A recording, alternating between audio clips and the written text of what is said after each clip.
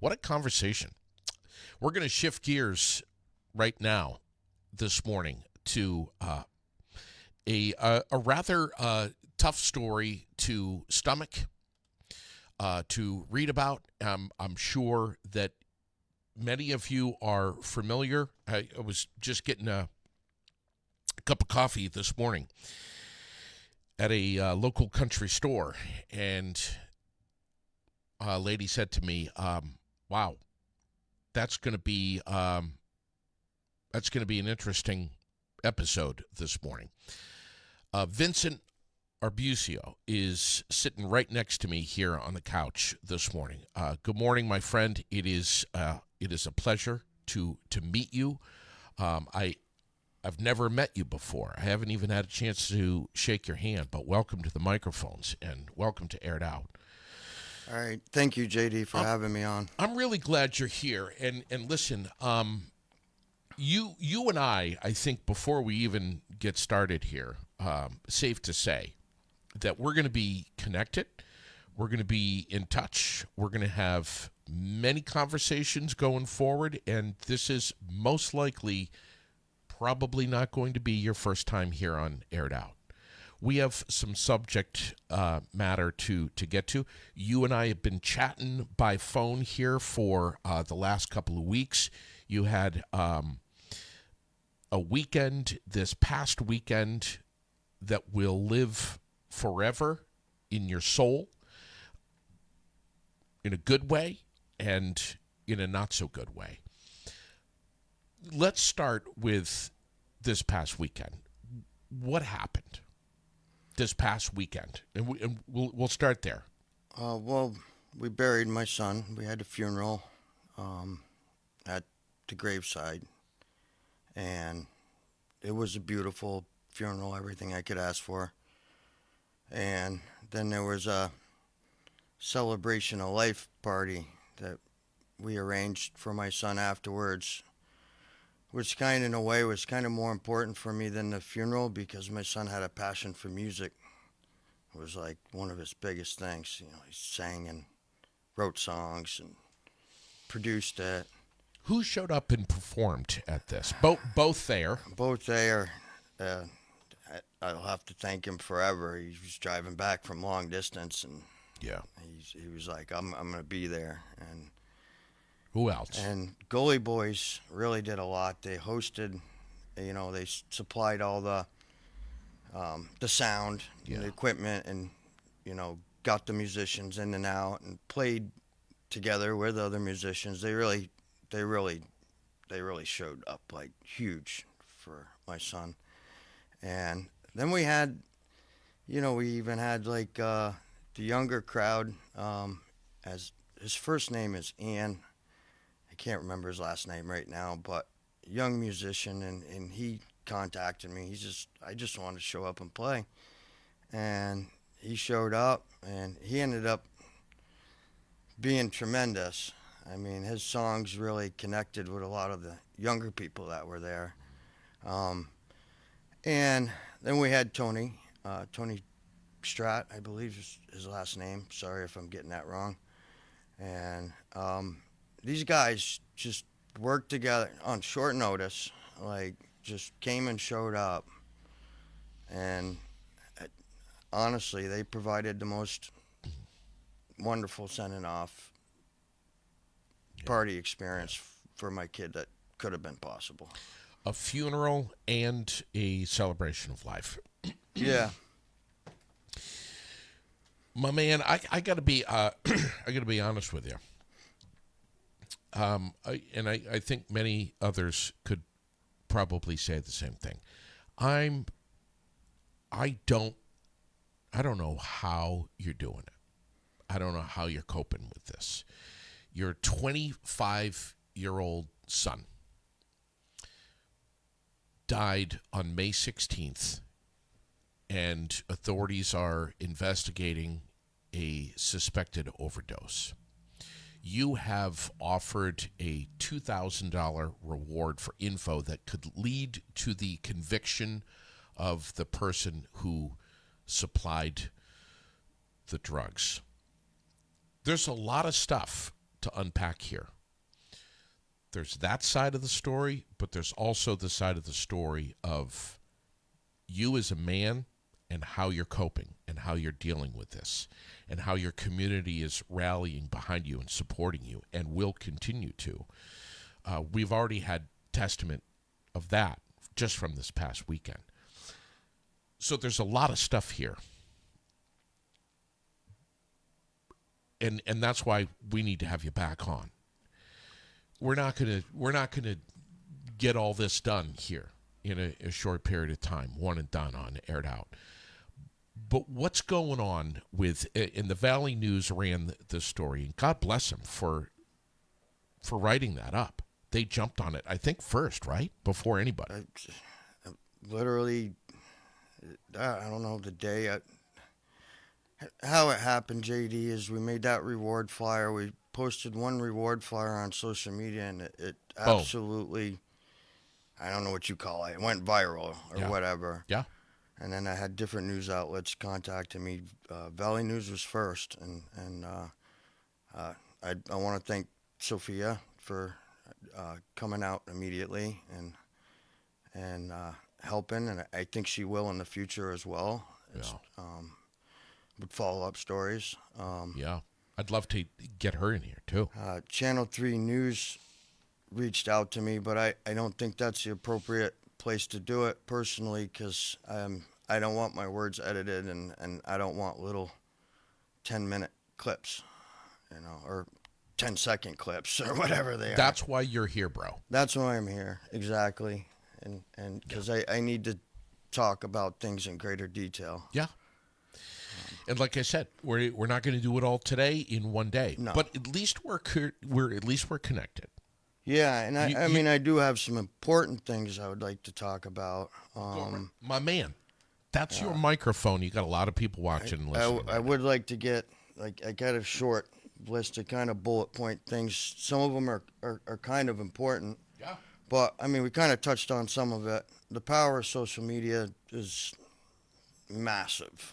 Sure. I can tell you all that personally as the parent going through this. And we also have politicians that would love to help, and she called me up immediately in the beginning as well. Her name is Rebecca White, and she is our the town where I live in Royalton, Vermont. She's one of our state senators. Me and her had discussed the laws and how the laws are so ineffective, and how the police are actually handcuffed in these cases specifically. And she wants to work with me and someday sponsor a bill in Vincent's name. There you go. And that's the ultimate goal, really, in the end, is that, because the laws need to change.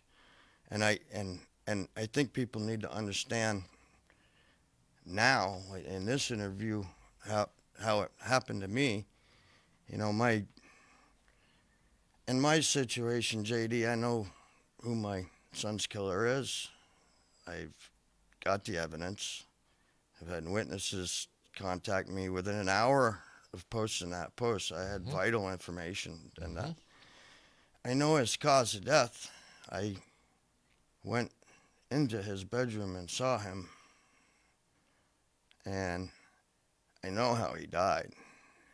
The Percocet 30 crushed up pill falling out of his nostril was a clear indication to me that it was an overdose death, and more clearly it should be considered a homicide right from the beginning. And in overdose cases, this is how the cops are handcuffed. Your son has to go have a autopsy. Toxicology. You have to get a toxicology report, and I have no idea why it would take 30 days or longer for that to happen in a case that's so severe like this and crucial. How that one piece of evidence is absolutely crucial. Bullshit. And the police can't even call it a homicide. This was a case, JD, so clear, he only had enough money, $30. to buy this one pill. And this one pill clearly wasn't what he thought he was buying. He thought he was buying a Percocet 30, and he got a lethal fentanyl dose. And if that ain't I consider it a poisoning, first and foremost, and a homicide. And I want you to know that this happened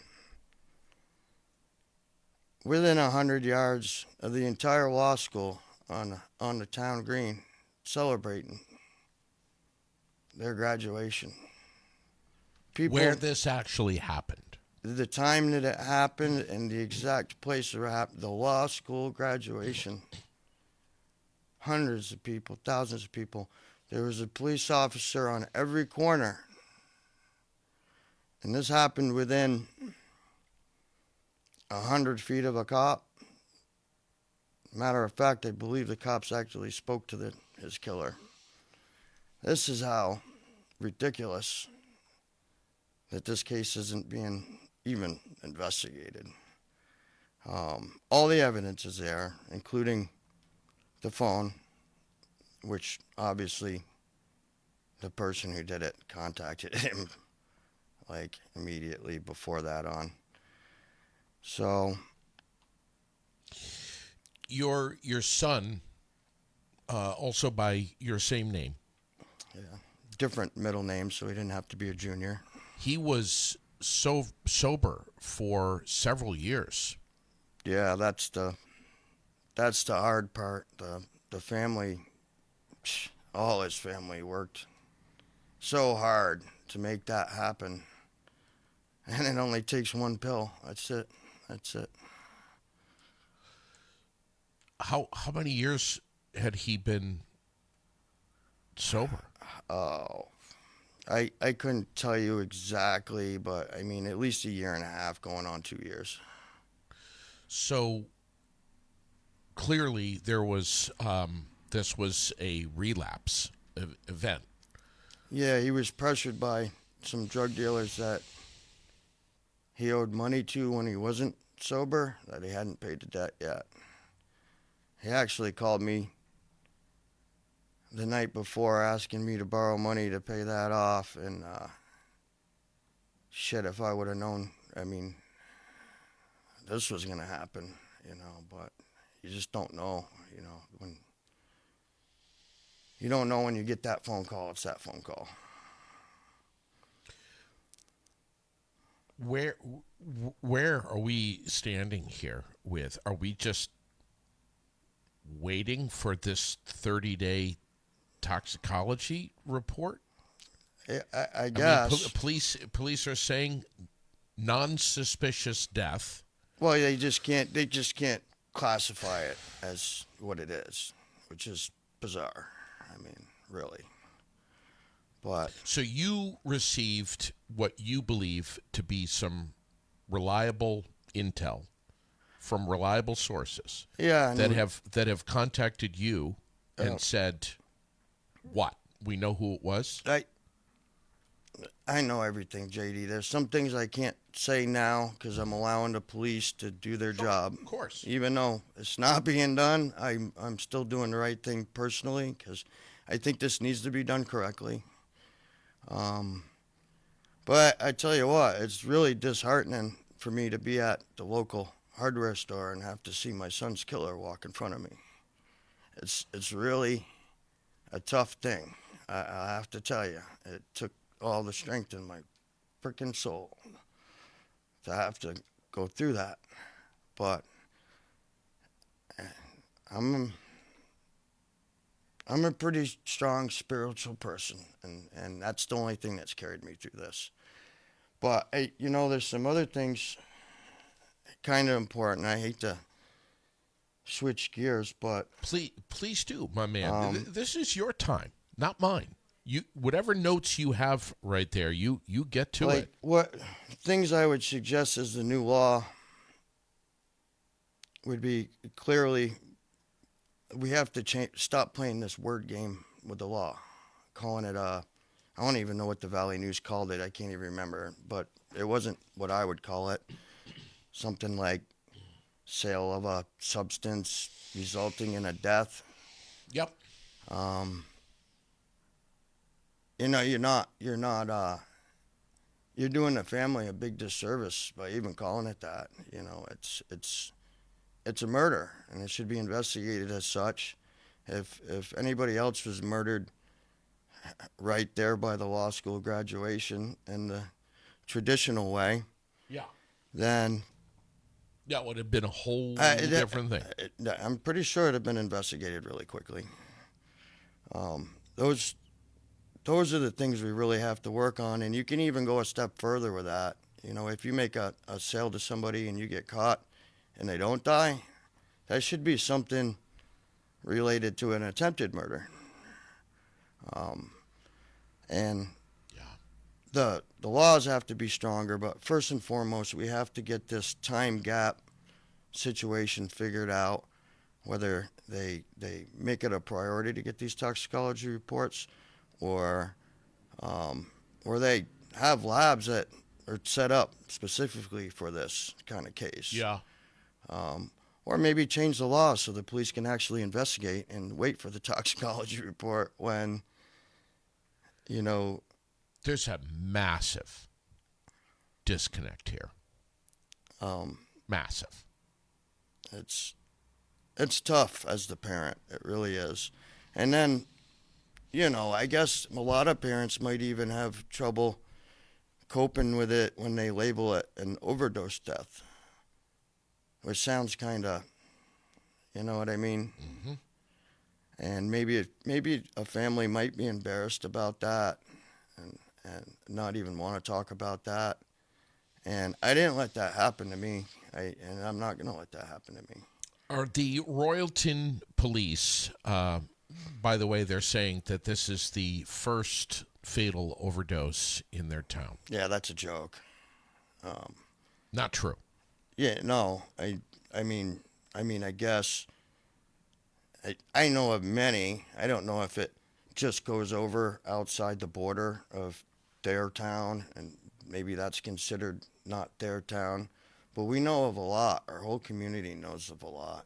I mean, a tremendous amount of people, and to say this is the first, and then also to not even throw in the people that have been stabbed to death 27 times.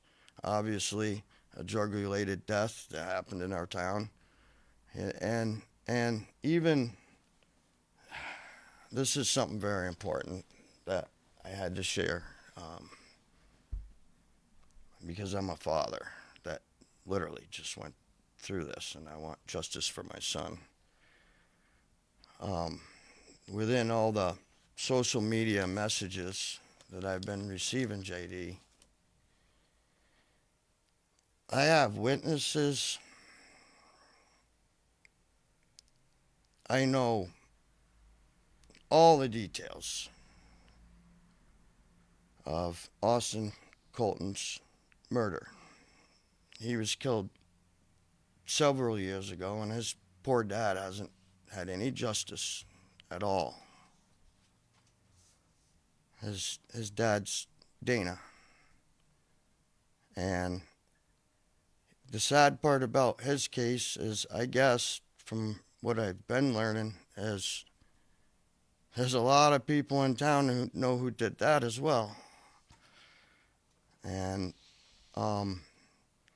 ironically, my son's killer is kind of intertwined with people that were involved in that.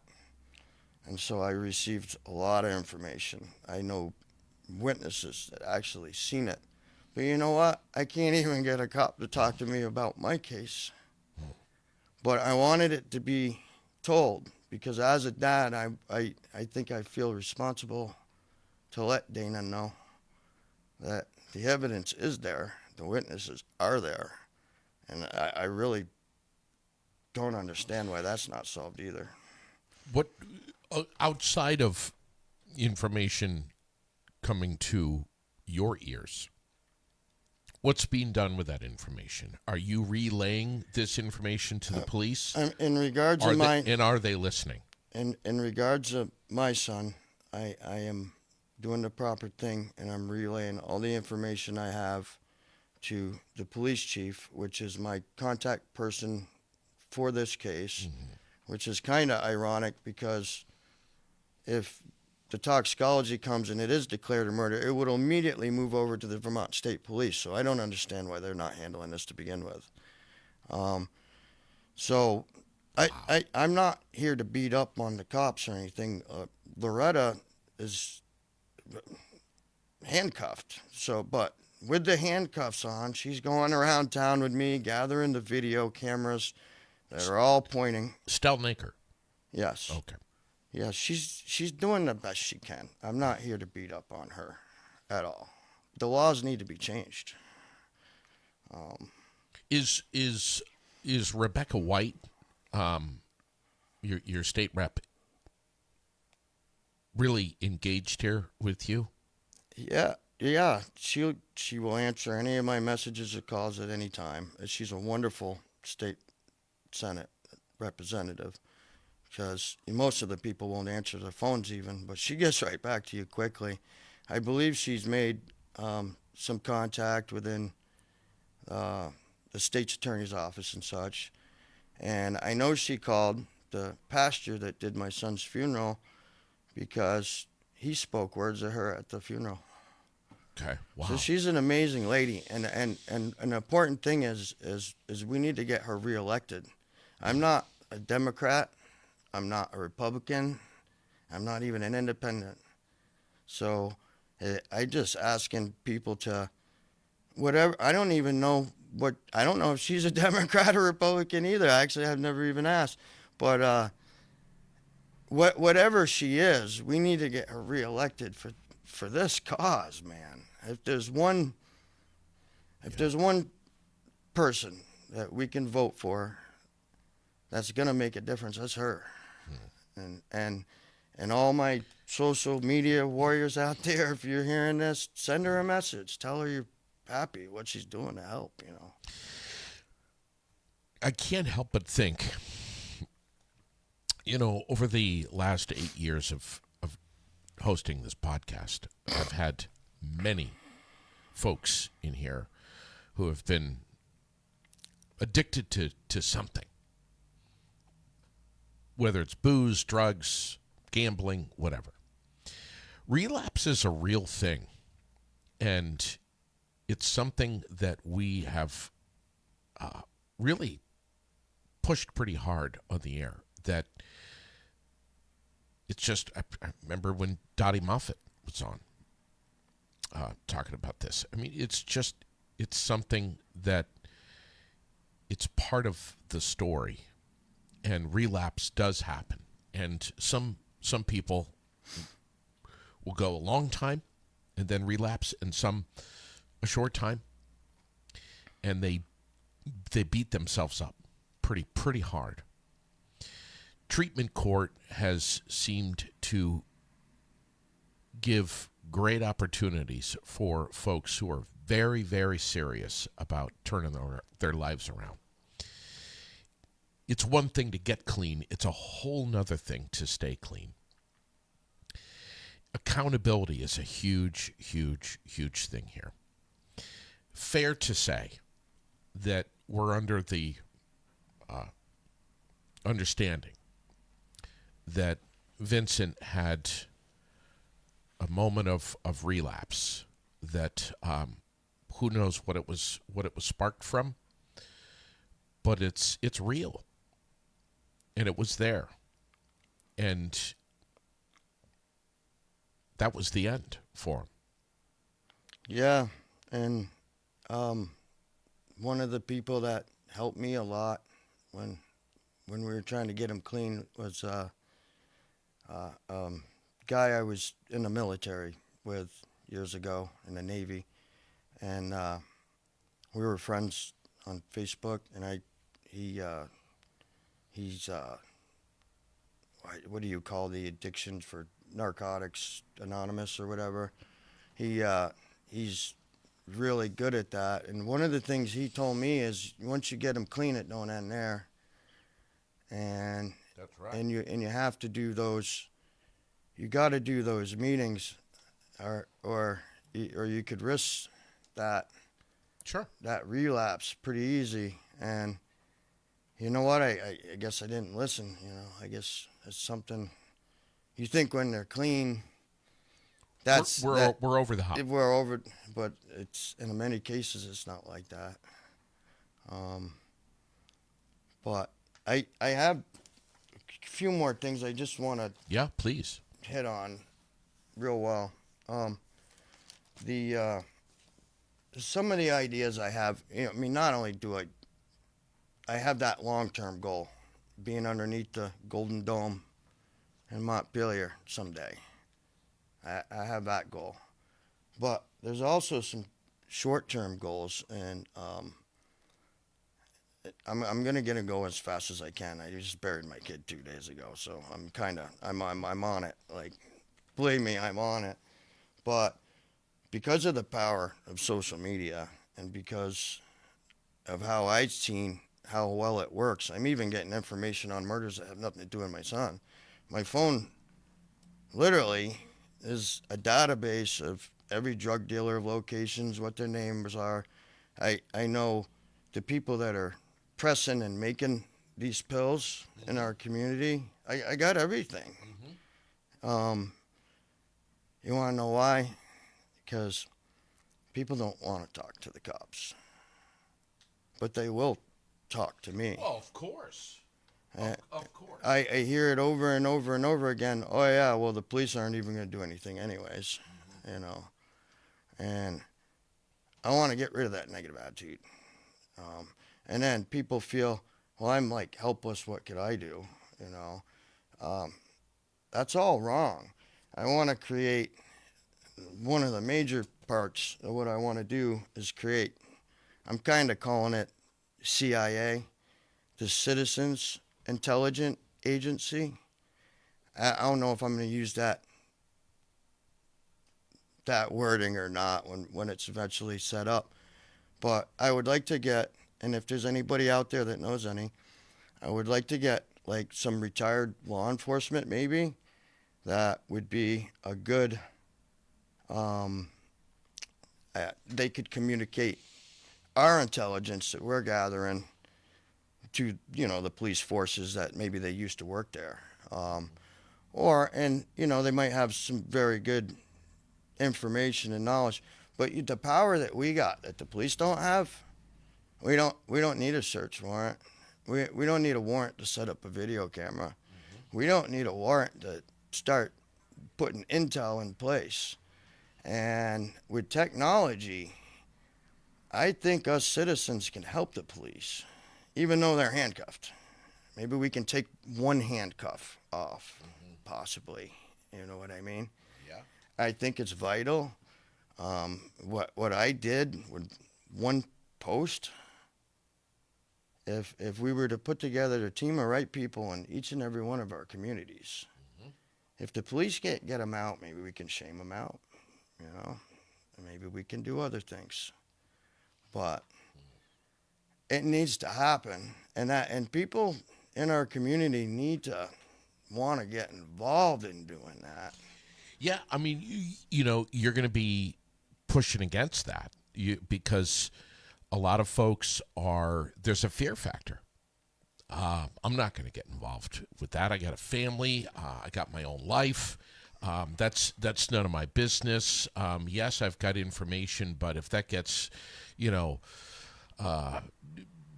back that it was sourced from me, then I got to live the rest of my life in fear. And a lot of people will duck and dodge that, man. Yeah. Well, luckily I have no fear, so for you, I may be the perfect person to do this. And the other big announcement I want to make today, I hope this gets to some of the musicians that played last night, and I hope we all work together in the future. But ironically, things work in weird ways sometimes, JD, almost like synchronicity. happens in your life sometimes. And that beautiful 5-acre field that those musicians played on, we happened to had plans already that we were going to build a campground there. We were going to start building cabins, set it up with a campground, and on weekends we were going to have musicians come and play, kind of like free entertainment for the campers. And we kind of did a test run of that on my son's sending off party, inadvertently, obviously. But we are now going to make the campground, and a percentage of that's going to go to helping solve this problem. Funding into the future so we can fund some of these things. And if there's other people out there that want to be part of helping to fund it, contact me. Get a hold of me. You're on to something really big here. Oh yeah, it's spiritual, JD. This is really big. It's very big. I think I could change things if people would help. And I'm willing to go. I don't care if I'm 78 years old with an oxygen bottle and walking into that Golden Dome. I'm in. I'm all in. It's only You've got a vision here, and what's remarkable to me is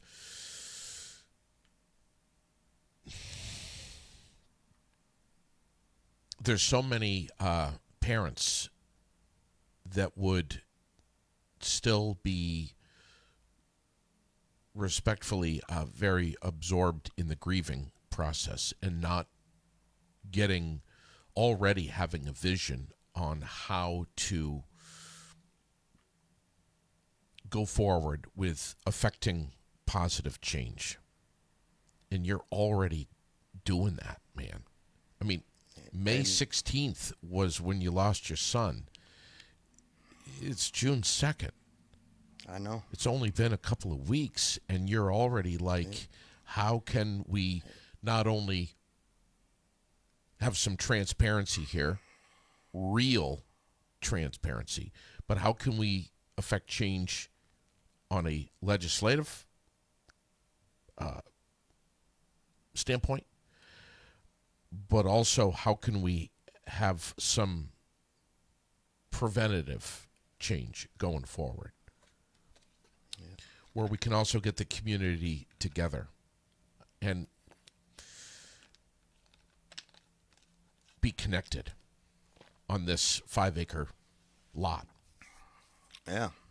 Whether it's an ongoing thing or whether it's a one-time annual event, concert, what have you. And you've got to get dialed in on the particulars of how this is going to work from a logistical standpoint, and whether or not you're going to set up a 50c3 nonprofit, a foundation in memory of your son, but specifically where those funds will go and what they'll support. Well, whether it's frankly buying technology and wires and body cameras and stuff to be that support to law enforcement. Yeah, I'm sure there'll be or something else. I'll buy that stuff myself if I have to. I pretty much funded everything that's been going on up until this point. Yeah. And, I think an important part of the money needs to go to these musicians, not just for venues like I'm telling you about. Yeah. But maybe there's another parent who lost a child in a similar way. Well, there are. Maybe we'll put a show on for them too. You know what I mean? It's I'm actually getting like goosebumps right now talking to you about this. I think your kid would be Very proud. I hope so. What else do you have? I want to make sure that what you've got, at least for now, is getting relayed We on the touched air. a lot of them, but let me check through because I don't want to leave any of it out. You've got a stack of papers there, and you can show it on camera if you want. But you got I put the important ones on a couple pages. You're just like me, man. You got a stack of papers, probably a half an inch thick there, and not a square inch is not written on. Well, I did want to touch briefly on the spiritual importance. I think this is like a spiritual battle, and believe me, I got so many prayers and things that people sent me throughout this, and Yeah. I truly feel it helps. And then Reverend Proctor is an amazing man. Did my son's funeral, and he lost his boy. You know, not the same kind of death, but you know, same kind of thing.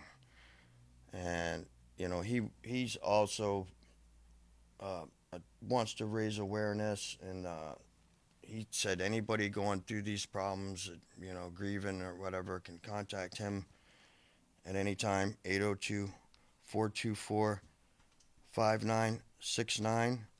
And he suggests anybody that needs help go to it's in Johnson, Vermont. It's the Adult and Teen Challenge. And he has a lot of donations directed there. And I think it's specifically for men. Is this Jenna's place? I'm not sure. It's in Johnson, Vermont, and I believe people could look it up. Yeah, it's Jenna's. And then the last and least thing is I wanted to make sure was said is I think you know my nephew Jay. I do. He's known him for a very, very long time. He's been helping out tremendously. Mm-hmm. And if you could help me find a way so he could be part of this too, maybe 100%. We'll work on that too. Absolutely. Jay's been on the air with me. Oh, I know. I actually seen it years ago. I think it was. Yeah. I stumbled across an old picture of Jay and I when both of us were young over at the floating bridge. Good kid. Yeah. What you tell me what I can do for Jay, and I'll do it. I don't know. I'm open to suggestions on that. I mean, he's really good with the bands, like the band members, like he knows them all. And well, you know Jay, he knows everybody. But you know, maybe he could be live from some of our events. You know, maybe you can help him do something like that. I will. That would be awesome. 100%. Dulcie is saying Teen Challenge is not the same as Jenna's Promise. They're different. So that's important to note here. Also in Johnson. And I'll get Dulcie's going to help me get more dialed into that and get familiar with that because anyone, and I've invited Jenna's Promise on the air many times. Anyone who is doing anything to help others, I hope that they take advantage of these microphones. Yeah, and I mean, that's another message I really want to get out there because a lot of people say, what can I do to help? Yeah. What you can do to help is simply take this interview, share it around, take other things and share it around. I mean, it doesn't take any effort at all to do that. Everybody can do it. Yeah. I mean, if there's something you want to do to help, start there. And my phone is always open. You can contact me on Facebook. If you want to be a part of what I'm doing, get a hold of me. I want to include any and all ideas. I mean, I'm putting a starting plate base idea out there. You want to drop your cell right now? Oh, geez, I would have to look at my phone to even know it. what it is. I got it right here. My mind's so blank, I can't even remember my own number. Mm-hmm. You and I have been chatting a couple of different ways, but I've got it right here. Man, do I have a lot of texts coming in this morning about you. Oh, I bet. It's a 345, right? I can just click quickly. Yeah. I got it right here. Here it is. You got it. 345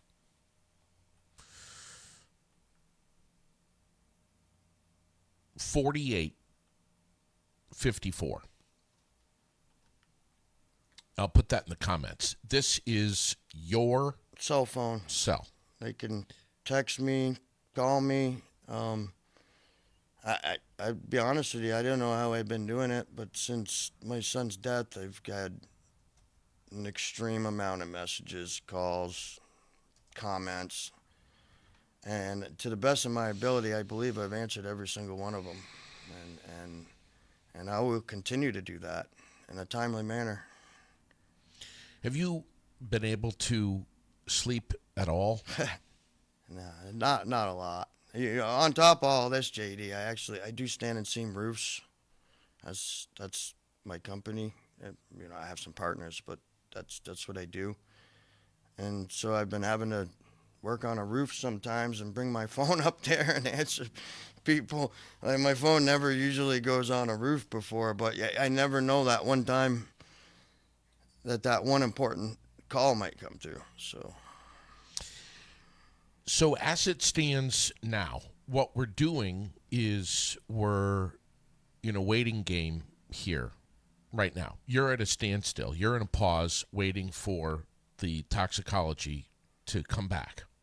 Yeah, I put a few calls into them, and I've still yet to be called back. And when are we at the 30-day point here?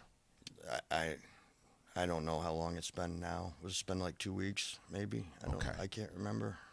About 2 weeks. And then and only then will you be able to move forward with?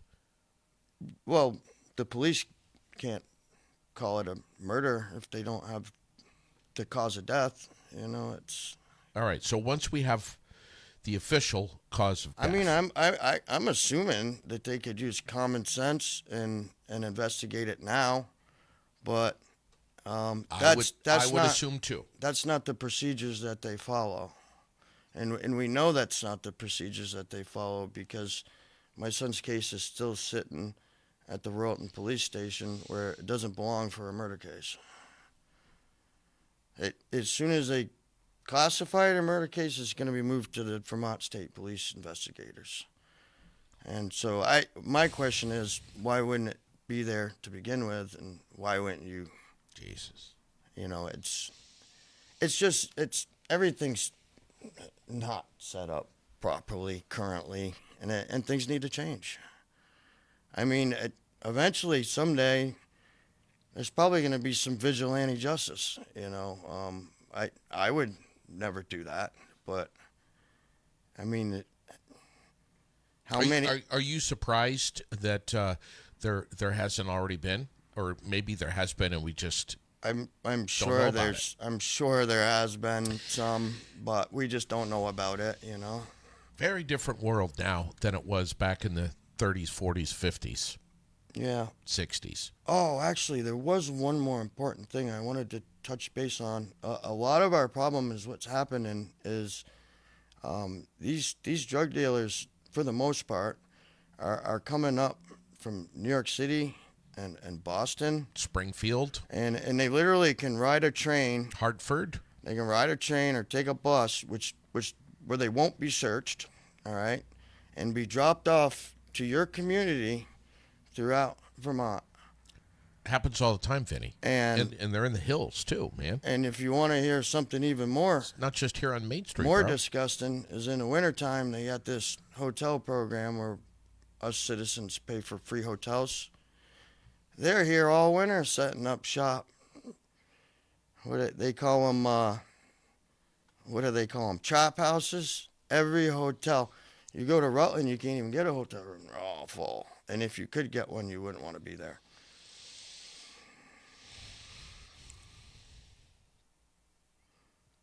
Vermont's got a lot to deal with. A lot. But within this battle, that's a very important thing to understand. Mm-hmm. Because if we make the law strong enough so that the penalties are severe enough and we actually take action, then guess what? They're not going to set up shop in Vermont. Yeah. They're going to move over to the next weakest state. Maybe New Hampshire, they're already in New Hampshire. But Yeah.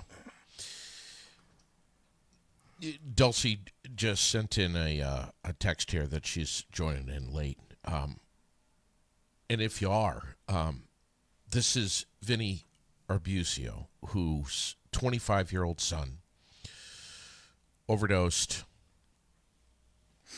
relapsed after being clean for a long time, and overdosed in public during graduation ceremonies. Well, just a brief clarification. He was sold the drug that killed him right near the police and the whole ceremony going on. He actually went upstairs into his grandmother's house and died there. Okay. Which also's right there next to the police. Town Green? Yeah, right on the town green. In Royalton. In South Royalton. As the celebration was happening. Yeah. I don't know how you're doing it, man.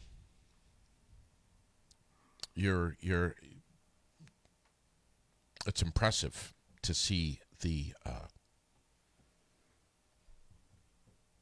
amount of composure that you've got. Very impressive. It seems like you got a pretty clear head here, and you want to just go about this the right way. Yeah. But also, and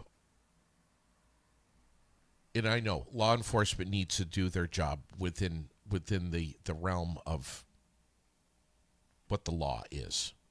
But there's a lot of shit that's got to change. Yeah.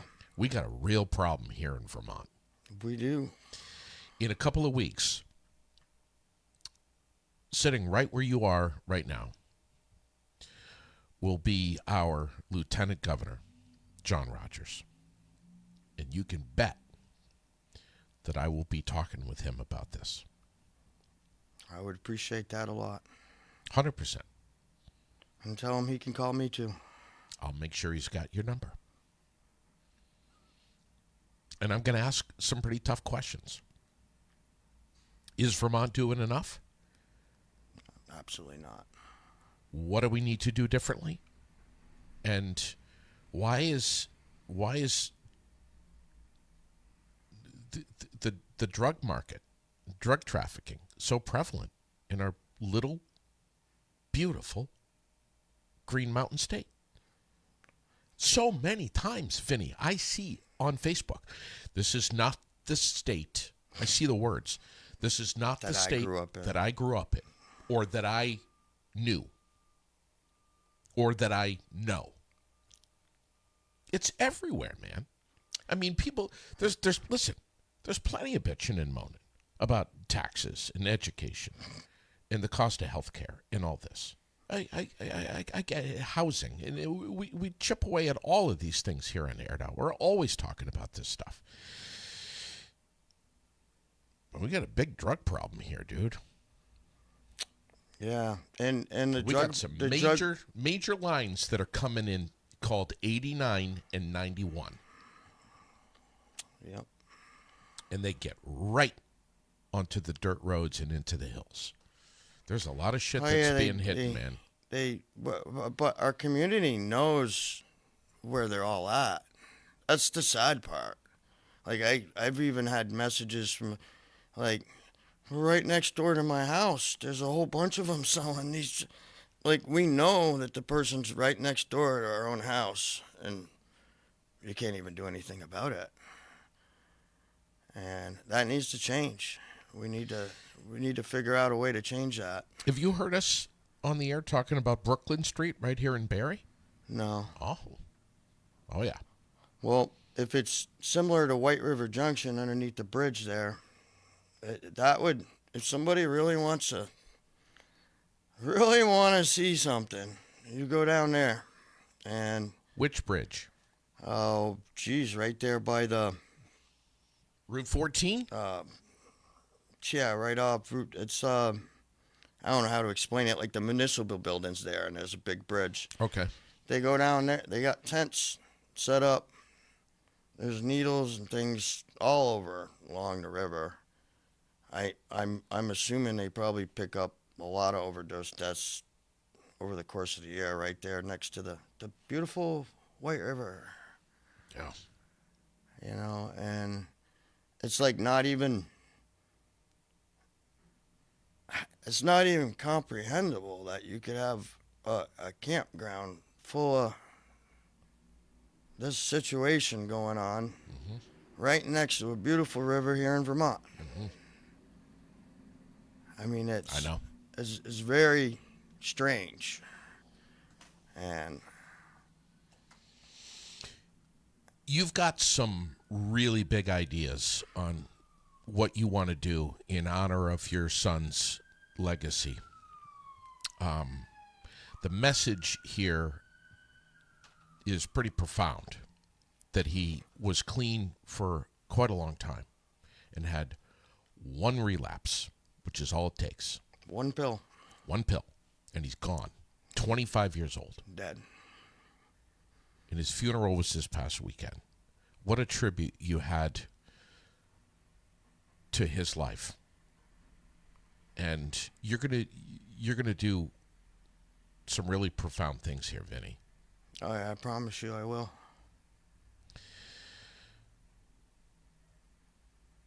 You and I are going to probably have a conversation later today or maybe tonight by phone, maybe this weekend. But you and I are now connected. And we're going to stay connected.